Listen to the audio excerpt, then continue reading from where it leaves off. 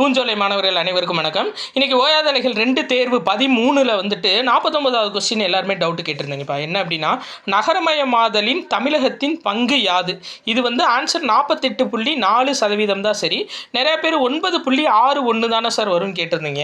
இங்கே பாருங்கள், 11th புக்கில் அவங்க என்ன கொடுத்துருக்காங்க அப்படின்னா, இந்திய அளவில் நகரமயமாதலின் இந்திய அளவில் தமிழ்நாட்டில் நகரமயமாதலோட சதவீதம் 48.4%. சரிங்களா?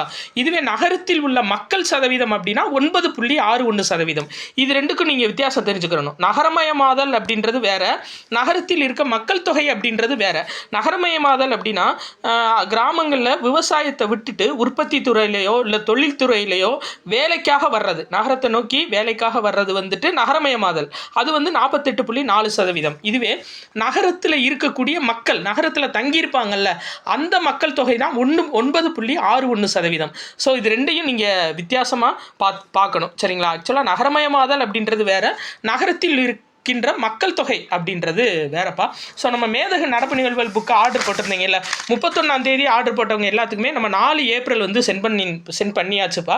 ஸோ அடுத்த பேக்கிங் வந்து 9 ஏப்ரல் சென்ட் பண்ணுவோம்.